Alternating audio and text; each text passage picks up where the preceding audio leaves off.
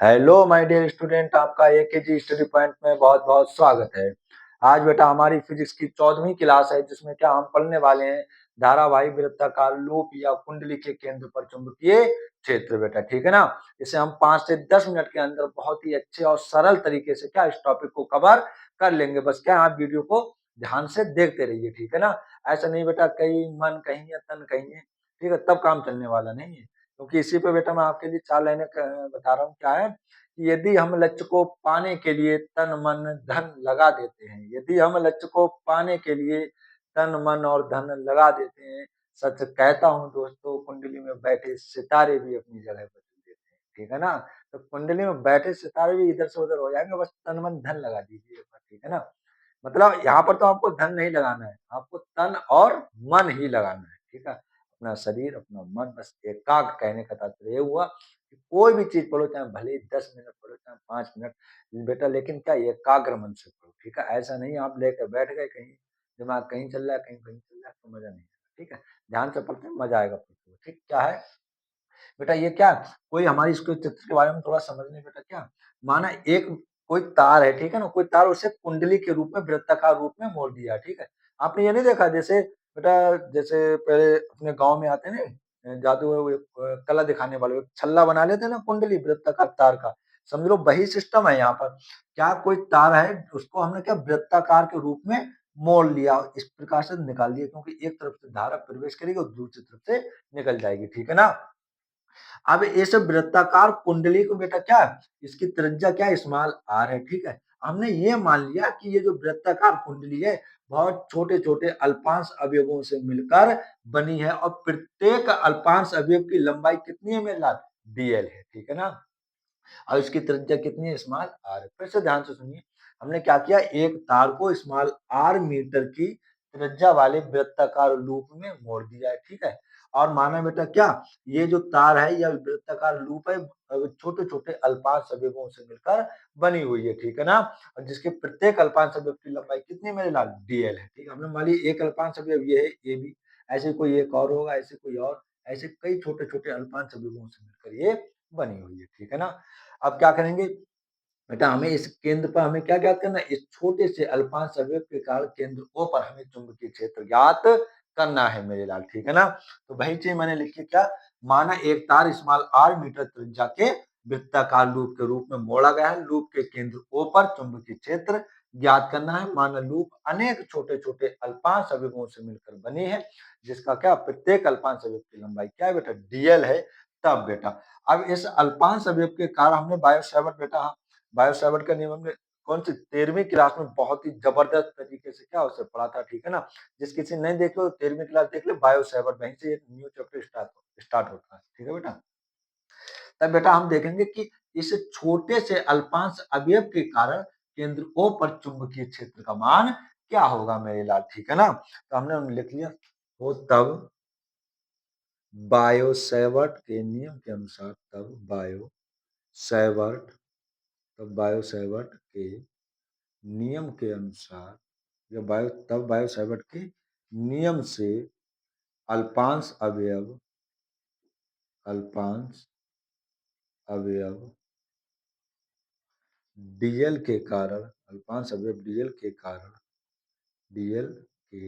कारण केंद्र केंद्र ओ पर चुंबकीय क्षेत्र बेटा। तब हमने क्या मेरे लाल, इस अल्पांश अवयव के कारण केंद्र O पर चुंबकीय क्षेत्र कितना होगा बायो सेवर्ट के नियम के अकॉर्डिंग, तो बेटा क्या डीवी, मतलब हमने यही तो पढ़ा था, mu zero upon 4 pi I D L sine theta upon R square में, यही तो पढ़ा था हमने, ठीक है ना बेटा, ठीक। अब क्योंकि क्या है छोटा सा अवयव है, तो छोटा चुंबकीय क्षेत्र का मान भी क्या होगा, बहुत कम होगा। तभी मैंने क्या बताया, जो चीज सूक्ष्म है फिजिक्स के अंदर उसके आगे क्या लगत आती है, डी, ठीक है, ये ध्यान रखो।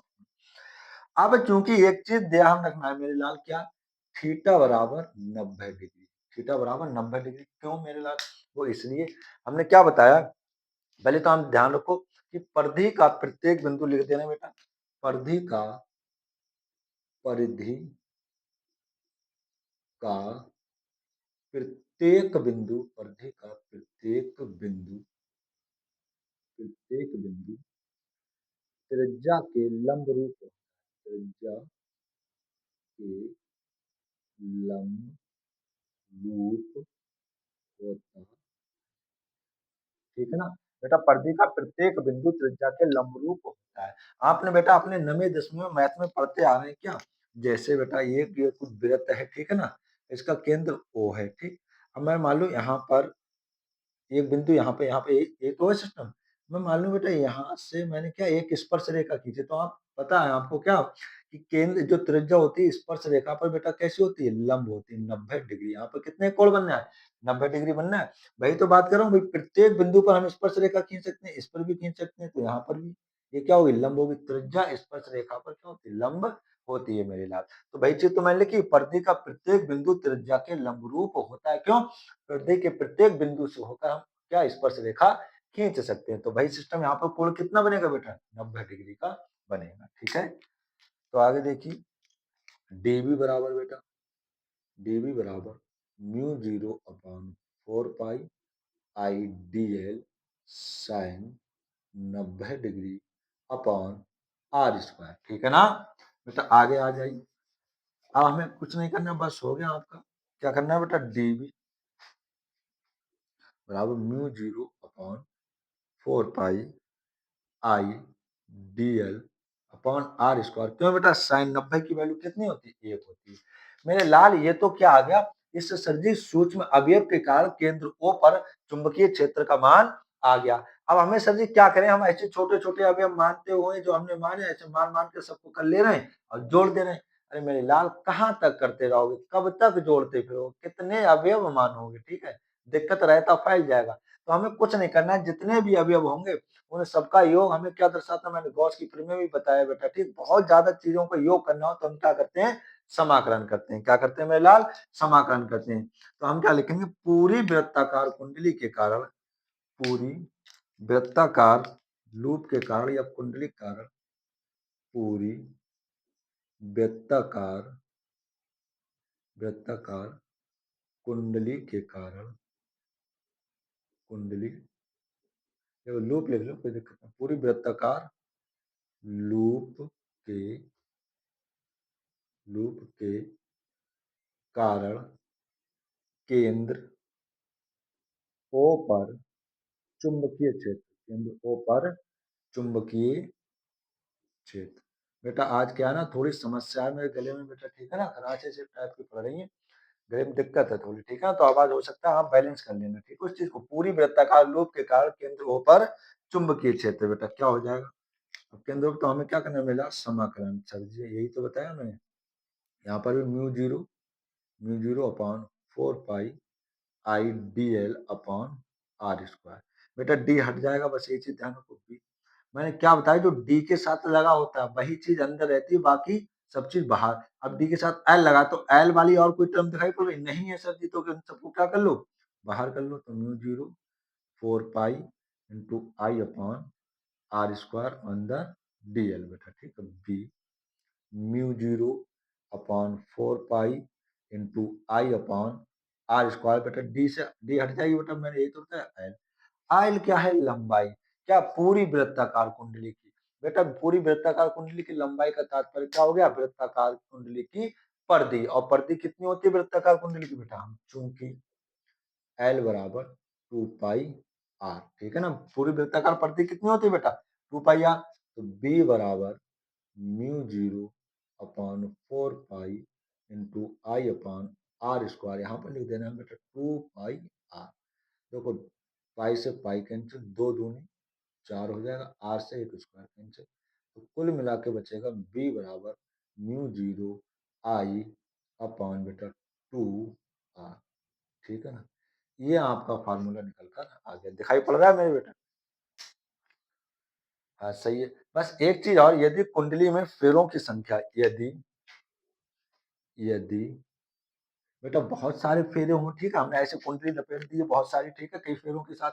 यदि कुंडली में यदि कुंडली में फेरों की संख्या, यदि कुंडली में फेरों की संख्या कैपिटल एन हो, तब यदि कुंडली में फेरों की संख्या कैपिटल एन हो तो मेरे लाल क्या हो जाएगा, बी बराबर एन से गुणा कर दें, जितने फेरे होंगे उतने गुणा कर दें, म्यू जीरो एन आई अपॉन 2r।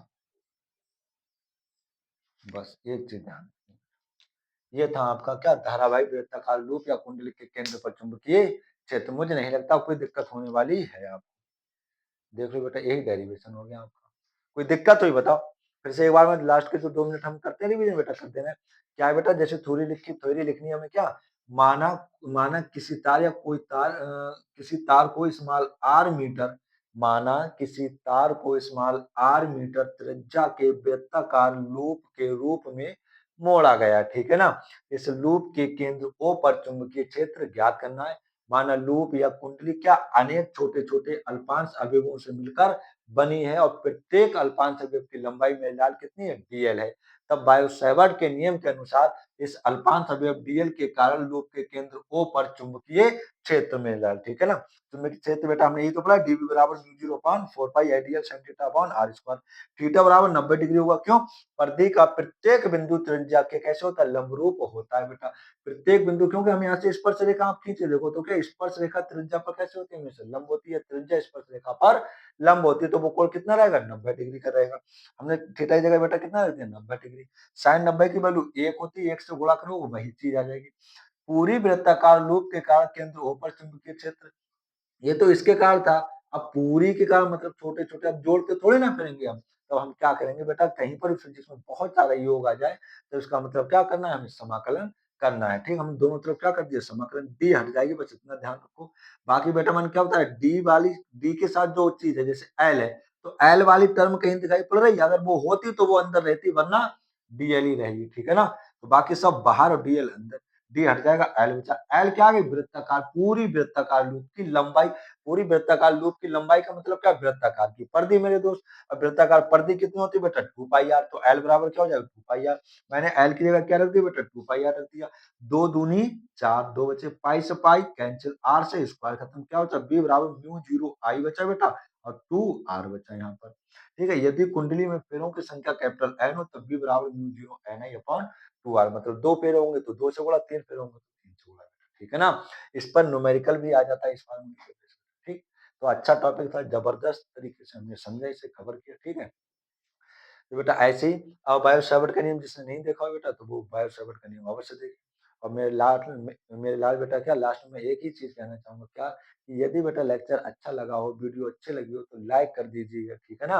और क्या करना है आपको, कुछ नहीं करना है, बस थोड़ी सी मेहनत करो, अपने दोस्तों के साथ ज्यादा से ज्यादा शेयर कर दिया करो, ठीक है ना। वीडियो को तुरंत शेयर कर दिया और चैनल को सब्सक्राइब करो, ठीक है। जब मैं आपके लिए इतना कर सकता हूँ तो आप भी मेरे लिए इतना ही कर दो, बस मेरे लिए बहुत ज्यादा हो जाएगा। हाँ, और लास्ट में कमेंट अवश्य कर दिया करें, जैसे भी आपको लगा करे, ठीक है ना। तो इसी के साथ बेटा मिलते हैं नेक्स्ट क्लास में, तब तक के लिए जय हिंद, जय भारत, टेक केयर, मुस्कुराते